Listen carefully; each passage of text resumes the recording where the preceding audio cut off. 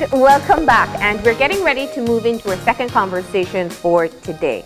Now, Heroes and Benefactors Day is coming up very soon. We get to enjoy the holiday, but we got to remember the reason that we celebrate this. It was originally Baron Bliss Day, and then changed to Heroes and Benefactors Day. Now, here to talk about preserving history of Belize and of these heroes and icons that we know, I have with me Selene Solis, who is the Senior Research and Education Officer of the Institute for Social and Cultural Research under NICH. And we have Felene Swaso, who's the Senior Librarian at the National Heritage Library. Good morning and welcome, and thank you for being here. Good morning. Thank you for having us here today. We're excited to talk about this. Of course. And you know, we already jumped into the conversation during the break, so we just have to be able to replay some of these things live on air. And one of the first things I think I wanted to talk about was simply looking at the number of persons and icons that we have lost in recent times. It really has allowed us to reflect as individuals. How much of their stories have we been able to collect? How much of their contributions have we been able to document? And how do we ensure that these legacies move forward? So I'm going to throw that directly onto you guys. And just what's it like for you to see these very important people in the history of this country pass on? Well, I know for me it's been a bit jarring. Just with the start of 2017, we've lost so many significant personalities and figures, you know, people that I've looked up to, people that my parents have listened to, people that my grandparents appreciated, you know, and it makes you think about and appreciate those that we still have with us. I mean, my grandparents used to say that the Lord Ribbon combo played at their wedding, you know, and that's something significant. And you kind of have to ask yourself, do young people still connect with that history, still connect with that culture? And we at ISCR are trying to ensure that that culture, that heritage, that history is preserved for future generations, right? So we have several programs that are geared towards this, one of which you mentioned Heroes and Benefactors Day, which is next week. So I'd like to start off by mentioning we do have an exhibit entitled Belize's Heroes, Patriots, and Benefactors. It's an annual exhibit. Every year we feature about 3 to 5 personalities, and we basically provide the biographies, the contributions, the significant roles these people have played, the people that we featured in Belizean society. And we speak not just to government, and we're not talking only about our national heroes like Philip Golson, like George Price. We're talking about people who have contributed to culture. We've just lost Miss Leela the past couple of weeks. You know, everybody's still kind of reeling from that. Everybody's still recovering. Everybody's still dealing with it. It's still very present and very new for us. But last year we did feature her along with 4 other musicians in the exhibit for their contributions to Belize's music scene. You know? So we're very thankful that we were able to feature her. We were able to interview her. We were able to talk to her. We were able to document interviews with her. And, you know, we have that accessible at ISCR, for instance. Now, this year, continuing on with a similar culture theme, we're going to be focusing on 5 personalities for contributing to cultural heritage and the arts. We're looking at George Gabb, Benjamin Nicholas, Lord Rayburn himself. I already mentioned him, but he comes up again. Who else? Z. Edgell for the literary arts. And I'm missing one person. It'll come to you by the end, But those are just one of the programs that we're looking to engage students, to engage teachers, to engage our population, to highlight these significant figures in our society. So the exhibit will be launched next week from the Belize City House of Culture on Thursday at 10 a.m. So everybody can look out for that. But in addition to that, there's so much more to Belizean history and culture that we have programs that are trying to explore and trying to reach our communities and reach our entire public. Currently, we have 2 of my colleagues who are currently in Guatemala as we speak, doing archival research on Belize in Guatemala City. That's significant for us because they'll be able to tap into a host of materials on not only the Belize-Guatemala issue and a dispute, of course, but Belizean history. So much of our history is linked to other countries in the region, linked to Jamaica, linked to Cuba, linked to Mexico. So over the past few years, we've been engaged with archives within the region, previously Jamaica, now Guatemala. In the future, we're looking at Merida and Cuba to tap into our archival history, not just our oral history, which is what we've been focusing on with the Heroes, Patriots, and Benefactor exhibit, but all this wealth of information that exists outside Belize Yeah. and within Belize at places like the National Heritage Library, at places like the Belize Archives and Records Services, and make them truly accessible to the Belizean public. Yeah. I mean, I think last September we were able to see the benefits of seeing or historic occasions through the eyes of someone else with the St. George's Key battle with the Mexican records. Right, the lecture, right? Yeah. Those were Spanish records that were Yeah. donated to the Belize Archives and Yeah. Records Services, and in a collaboration with the University of Quintana Roo, Yeah. UMCRO, we were able to transcribe it from ancient Spanish to that Spanish of that period to contemporary Spanish, and the next step is to translate it to English, and again, furthering the accessibility of that information to the Belizean public. That's really what we're aiming towards at ISCR and at Niche in general. We would like our culture, our history, our heritage to remain accessible to all Belizeans. Yeah. Now, Felene, let me just get your insight in terms of looking at the people we have seen passing, the fear sometimes that perhaps their legacy won't be carried on the way we remember them today. So let me just get your insight on that. Well, Marlene, this has a couple of layers for me. Yeah. It has personal layers, it has professional layers. Yeah. The personal layer, I'll start from there, is that I grew up with my grandparents to some extent. And so the memories, the people, you know, that what they passed on to me, the names they mentioned, you know, I can only refer to them and maybe find them now in newspapers, things that are in the library. Yeah. And then I say, oh, okay, those people were important at that time. Then when I look at the personnel again, in the deaths of these elders, in the deaths of right now, you know, these culture bearers as well, you know, it has wider impact, not just personnel, but the entire nation feels it to some extent. Then professionally, we think about whether these stories, whether their life story, whether their work has been safeguarded, you know, whether it has been properly documented, whether it has been placed into context, whether in Central America or the Caribbean or in the world. The one thing that I always think about, I consider Benjamin Nicholas. I went to New York recently to a friend who is a collector of Black African-American art. And I showed him the Belizean stamp series. I just decided that when I go and travel and I am not going to carry anything when it comes to different tokens, etc., to give to people like keychains or whatever, magnets. No, I'm going to carry stamps, and you know, the specifically the cultural or historical series of stamps. Yeah. And so here I was showing George Gabb, I was showing Benjamin Nicholas, I was showing Pen Cayetano, and this collector of African American art. And again, one of the, you know, he this is what he does. He was like, I don't know these people, you know. And to me, that just broke my heart, because I know the quality of the work, I know the meaning behind their work. And so, you know, you go further when you look at music and how the music that has touched a whole generation or multiple generations, it has to some extent been isolated at different festivals, at different events, and it has not extended to beyond in the way that we would like it to. Yeah. And so for the library, we safeguard all of this information, not only for us to appreciate it locally, but for whomever will come and study to get that information. Selene mentioned the work of ISCR, and ISCR, the folks have camped out at the library many a days and at archives as well to get this information, and she says to make it accessible. We're at the point where we're also looking at the same thing. We document a lot of information. We have interviews actually with Miss Leela about her life, about her family stories, about things that matter to her.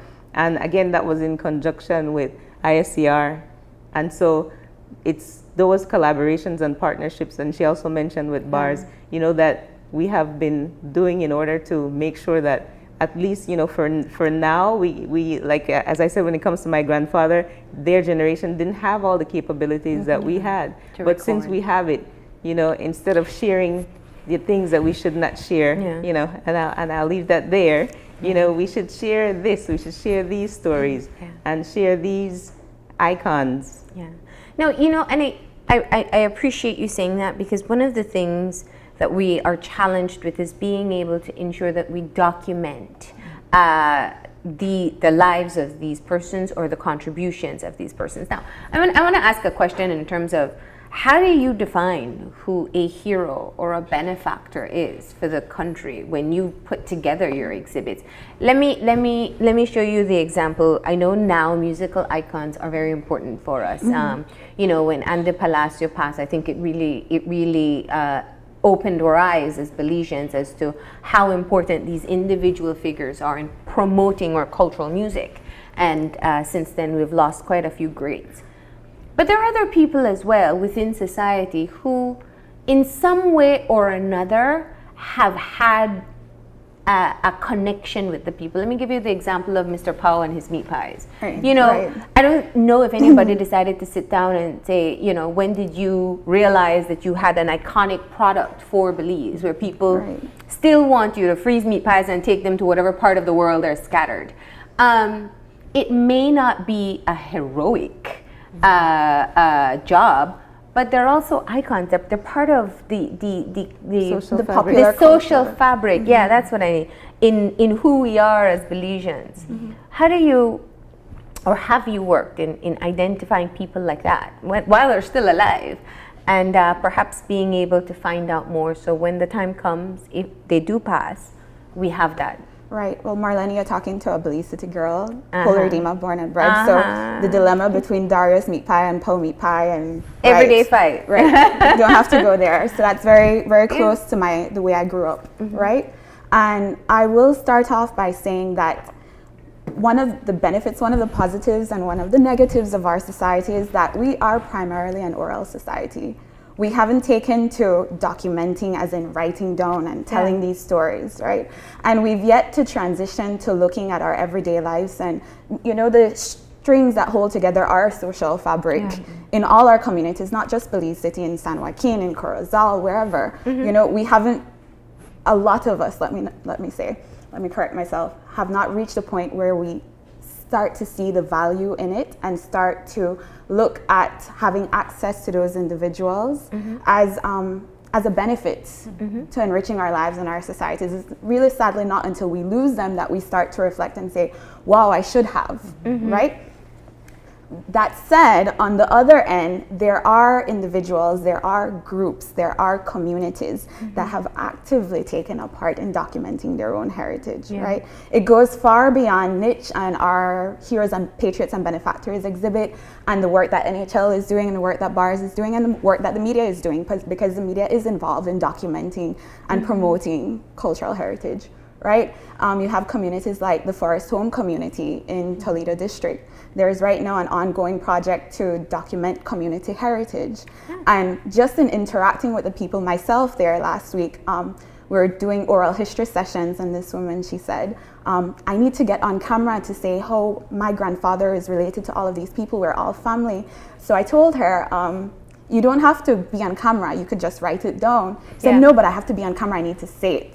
You know, further attesting to our significantly oral society, right? But I'd just like to, in coming back to your question, like say we're all involved in the process. How does niche identify? It comes from the communities, to be honest. They push us towards identifying individuals. We go through the process of, well, there are easy people to name, for instance, like a Miss Leela, like cultural icons, like political icons, right? But when we get down to the nitty-gritty of our social fibers, that comes from the communities, and the communities are those, and the individuals are those who attribute priority and value to the individuals within their communities, right? Like Mr. Poe, like Dr. Renault, for instance, right? In the education community, a stalwart. And I was watching the news last night, and jokingly, Dickie Bradley said, I wasn't sure if it was jokingly, like, he will be talked about in circles for years to come, but why should he just be talked about?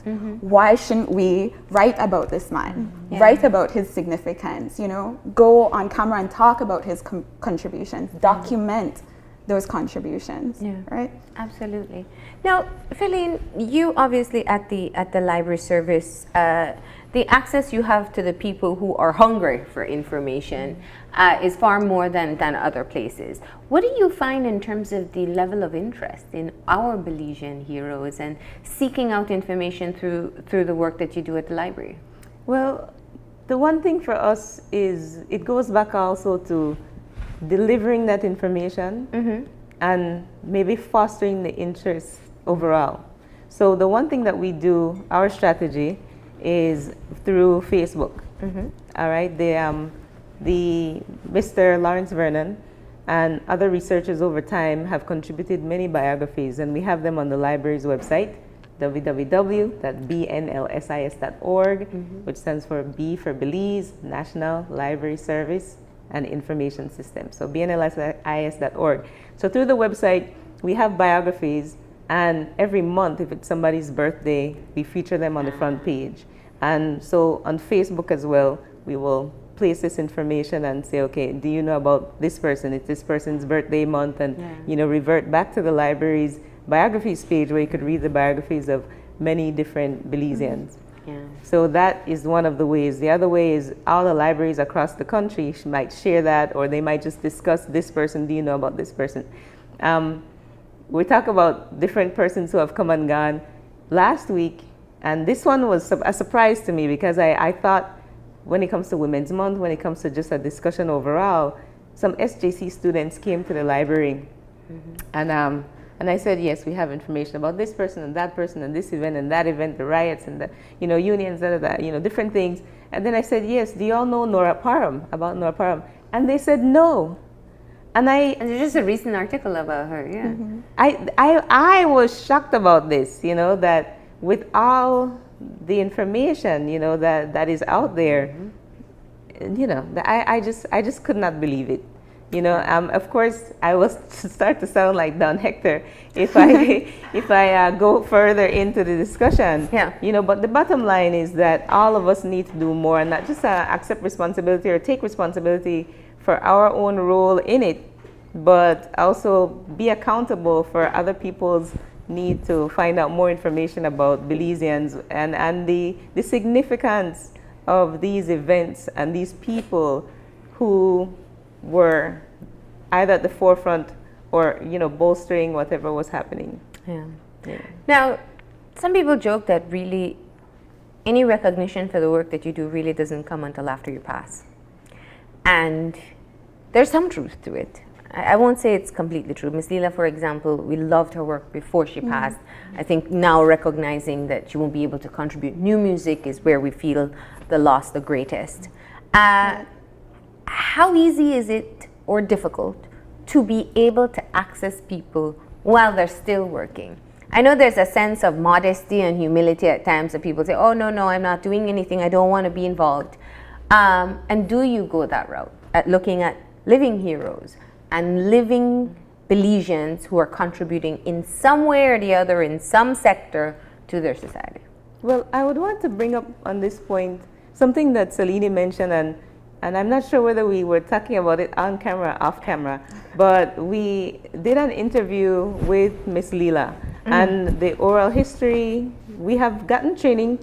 2 rounds of training have occurred with oral history between the Belize History Association and the Downtown Rejuvenation Project, the Historic Belize City Project. Right. So this has brought together persons from all over the country to basically become better trained in oral history documentation. So as Selene pointed out, and also the library has been collecting oral histories from time, but it's just a matter of making it accessible. There are certain things when you're having an interview, there's a whole other conversation between what's on camera or what's on the mic and what's not. And you kind of have to sift and filter through that and say, okay, this is what you can get out of it and what is deliverable, and for other people to get the most information. And I'll just say that, yes, our people are humble, but we want to tell our stories.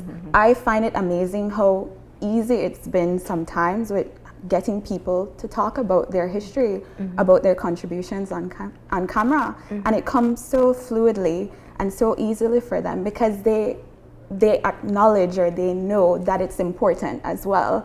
They're just looking for the opportunity, for the medium, for somebody to take interest, right? And there is that interest, but I believe that a lot of the times we're not acting on that interest, or we're not tapping into the resources fully. Like students, for instance, Felene, was talking about some SJC students coming into the library. We need to diversify about how we talk about history and culture, right? The Belize History Association, as Felene mentioned, has been doing work in oral history documentation. They've been preparing for the production of a 3-volume history of Belize, a concise and complete history of Belize. But there's also that oral history documentation level that's very important within oral societies. And so students need to tap into their communities, go to the individuals while we still have them. And I think teachers need to reach the point where they realize that, you know, we do still have resources accessible to us within the close knit of our communities, and we need to diversify how we're tapping into information. It's not just about the books. Yes, this 3 volumes of a history of Belize will be a monumental and important work, but then there's also the oral history component, tapping into the people who are still here, tapping into living heritage and living history. I mean, we're still a growing, developing nation. Which is amazing for us, which we're lucky for, because we're still able to tap into some of these people. We still have a lot of living firsts, which is a great opportunity to take advantage of. So let's shift to putting together your Heroes and Benefactors exhibit, and your selections that you have made this year. What made you go with those? Right. So particularly, I'm responsible for the Intangible Cultural Heritage portfolio for my office. And intangible cultural heritage is living heritage, knowledge that's passed on from generation to generation. So you're right, we have the right person we're talking about, this living hero, Which is why I'm so excited about what we're talking about today. So from that premise, I just was in observation and just said, somebody actually called up our office asking for information about George Gab. That happened one week.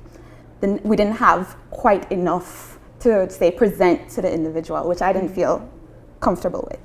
And the week after, I believe, BISCAP, the Belize Society for Composers, Artists and Publishers, was doing a feature, and they featured Pen Cayetano on their Facebook page.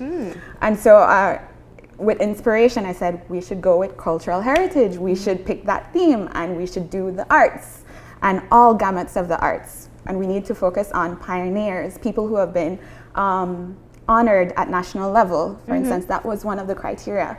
And so in discussing this amongst ourselves, we decided, okay, we're going to go with literary, visual, performing arts. Bob Reno is the name that I missed. So in consulting with a few of the major stakeholders within the dance industry, for instance, they named Mr. Bob Reno as a pioneer of dance. And I'm sure every conversation will speak of him. But how often is it on that level? I agree. Right? I agree. So Bob Reno for dance, George Gab and Benjamin Nicholas for the visual arts, and they played dynamic roles. And in doing this type of research, you realize how talented Belizeans are. I mean, we go through any of the names and we see that there were playwrights and poets and sculptors and painters, and you're completely astonished at the ability of our own people and how, I guess, we haven't been able to appreciate the entire gamut of their talents and their contributions to their sector, in this case culture. So again, coming back, visual arts, George Gab and Benjamin Nicholas, the literary arts, the Edgel, and we could have gone with so many others. It was so difficult choosing, but at the end of the day, you do have to make a choice, and we moved forward considering other names that we could honor in future years. And then coming back to music now, we selected Lord Rayburn. Last year we did feature music again. Last year we did feature music, and that was, of course, the great Andy Palacio, Paul Nabor, Mr. Peters, Miss Leela, and Florence Mes. Right? So that's kind of the thought process that we were going. It went evolving from one step to the other. It seemed like a very natural process, and it was fairly easy to identify who the pioneers in these particular genres of the arts were. In looking at the general area of what we as a wider society need to do to preserve history, I hear you speaking very often about oral history and being able to perhaps document it for ourselves, not necessarily waiting for the media or niche or the library service to do it, but perhaps grabbing our own phones if we want and talking to somebody. What are some tips that you can give to people as to why they should do it, and perhaps some of the information that we need to start collect together? Well, tips, I would say that look around you in your communities. It starts with cultural values, community values. What are some of the characteristics that truly identify your community?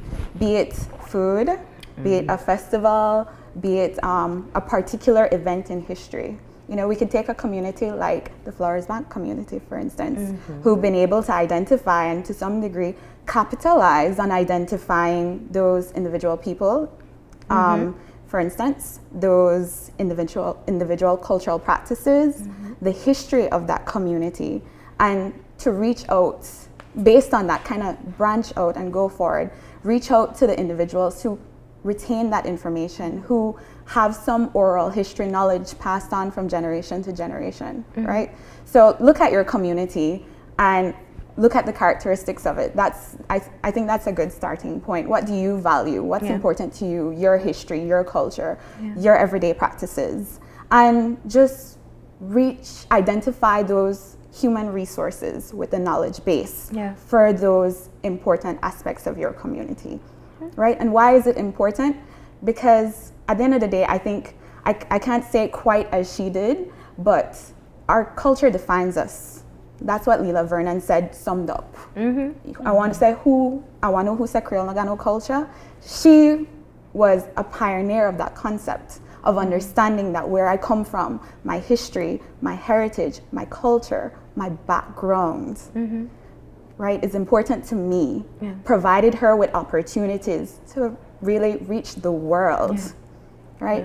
That in and of itself is a great benefit.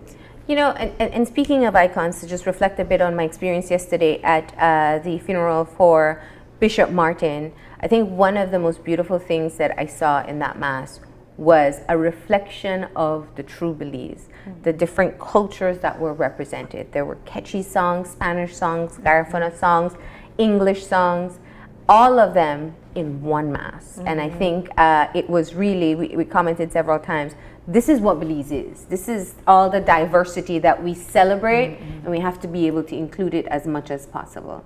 Felene, I know there was something you wanted to share with us this morning as well. Yes. Okay. Two quick things. Okay. The first is that I second what Selene was saying about oral history, that it starts with you, your interest, because the same questions that you would have for anyone is the same that all of us would have. The other is about the Sustainable Development Goals. So that's a whole other long bench conversation. So I hope that I plant that seed in your ear. A quick thing though, and it was the death of Mr. Ellis. And when he died, I thought about how many opportunities there are, missed opportunities for apprenticeships or for carrying on the torch. And so I wrote a quick thing to an email to friends, and I said, okay, listen, we need to focus on cultural continuity. And someone says, well, first I said intellectual continuity, and they say, no, it's cultural continuity. But a quick thing here is just the premise is that there are gifted, talented persons within our society with unique knowledge that must be preserved for the betterment of humanity. Likewise, there are novices in the fields where those persons with unique knowledge practice. The two sets of persons must meet in a deliberate manner to successfully transfer that knowledge and maintain progress or continuity. And so it goes on to say how that would take place, you know, a deliberate exchange, implementing those as well, to the point where it's not just me learning from you, but I will document it so others can come and learn that same information. Fantastic, and I think that's a great addition to put in as well when we talk about living heritage. How is it being passed on, and how that is important in being able to preserve the history and cultures of this country, right? And one final like when grandma teaches you a very good recipe, your mother learns it, you learn it.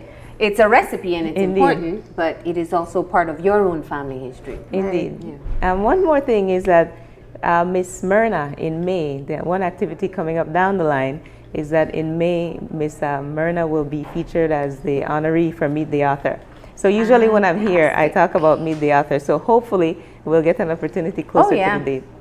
And we love chatting with Miss Myrna as well. So Right. she's another one that we have to get her story properly. It's always an event, and she's willing to tell it. Oh, we know that. She's the storytelling queen. So that's great. We appreciate you being here. The exhibit opens when? Next week, Thursday, from the Belize City House of Culture. That's the 9th of March, actual Heroes and Benefactors Day at 10 a.m., Belize City House of Culture. Fantastic. Thank you all for being here. Thank you for having us. We hope that we've been able to share some information on the importance of preserving what makes us uniquely Belize. So with that, I'm going to go ahead and take a break. When we come back, we'll be joined by the Kidney Association of Belize to speak about their upcoming walk. So stay tuned.